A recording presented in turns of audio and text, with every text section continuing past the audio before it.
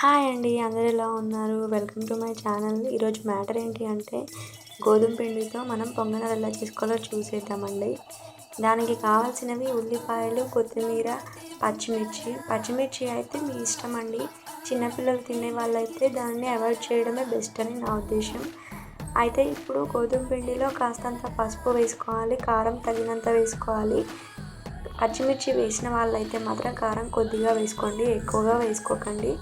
తర్వాత రుచికి సరిపడా సాల్ట్ని కూడా యాడ్ చేసుకోండి. సాల్ట్ వేసుకున్న తర్వాత కాస్తంత అల్లం వెల్లుల్లి పేస్ట్ని కూడా యాడ్ చేసుకోండి. తర్వాత పెరుగును యాడ్ చేసుకోండి. నేనైతే ఒక ప్యాకెట్ పెరుగుని యాడ్ చేశానండి. ఎక్కువ పుల్లగా ఉంటే కాస్త తక్కువ పెరుగుని యాడ్ చేసుకోండి. ఎక్కువ పులుపు లేదు అనుకుంటే కొంచెం ఎక్కువనే యాడ్ చేసుకోండి. తర్వాత ఉల్లిపాయలు, ఇవి కూడా మీ ఇష్టం అండి. ఎక్కువ కావాలి అనుకుంటే ఎక్కువ కూడా యాడ్ చేసుకోవచ్చు, తక్కువ అయితే తక్కువ కూడా యాడ్ చేసుకోవచ్చు, అది మీ ఇష్టం అండి.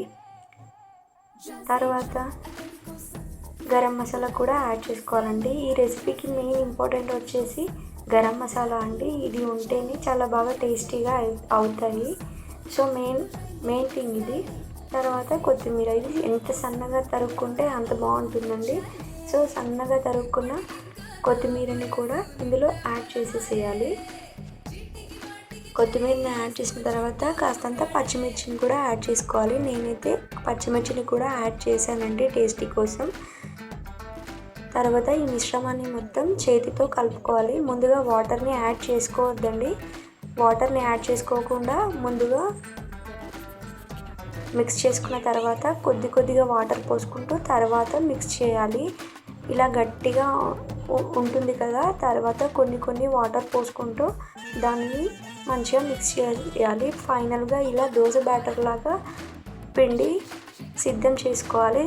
ఫైనల్గా దాంట్లో ఆయిల్ పోసి కొద్దిసేపు మూత పెట్టేసి పక్కన ఉంచేసేయాలండి. ఒక 5 నిమిషాల తర్వాత మూత తీసి మిక్సర్తో ఇలా మంచిగా మిక్స్ చేసుకోవాలండి. ఇలా ఎందుకు అంటే మనం ఫైనల్గా ఆయిల్ యాడ్ చేసాం కదండి, సో అది మంచిగా ఇందులో కలిసిపోవాలి అంటే ఇలా మిక్సర్తో మంచిగా మిక్స్ చేసుకుంటే మిక్స్ అయిపోతుంది. తర్వాత ఒక 5 నిమిషాలు వెయిట్ చేయాలండి. 5 మినిట్స్ తర్వాత మూత పెట్టేసి పక్కన ఉంచేసేయాలి. తర్వాత స్టవ్ ఆన్ చేసుకోవాలి. స్టవ్ ఆన్ చేసేసుకొని ఈ పొంగనాల ప్యాన్ని స్టవ్ పైన పెట్టేసి అందులో ఆయిల్ పోసుకోవాలండి. ఆ హోల్స్లలో ఆయిల్ పోసుకొని పిండిని కొంచెం అందులో పెట్టేసుకోవాలండి. ఎక్కువగా పెట్టేసుకుంటే సైడ్లకి వెళ్ళిపోతుందండి. సో కొంచెం ఆ హోల్స్కి తగ్గట్టుగా అందులో పిండి పెట్టేసుకోవాలండి. పిండి పెట్టేసుకున్న తర్వాత దానిపైన మూత పెట్టేసేయాలి.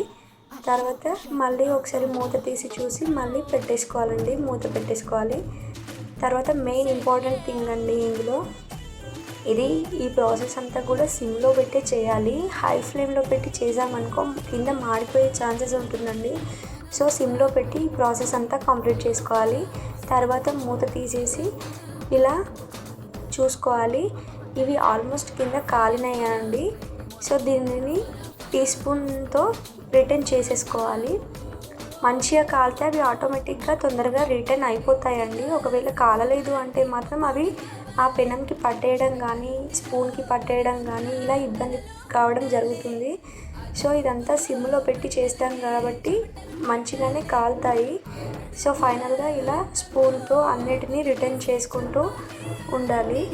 ప్రాసెస్ అయితే ఇదే అండి. 2 దిక్కులా మంచిగా కాల్చుకుంటే మనకి పొంగనాలు రెడీ అయిపోయినట్టే. సో ఇవి మార్నింగ్ టైంలో టిఫిన్కి అయితే చాలా బాగా ఉంటాయండి. మళ్ళీ స్కూల్కి వెళ్ళే పిల్లలు కూడా చాలా మంచిగా తినేసి వెళ్ళడానికి కూడా మంచిగా కంఫర్టబుల్ అయిన రెసిపీ. సో ఫైనల్గా ఇదండి. Please like, share and subscribe. ఉంటాం అలా.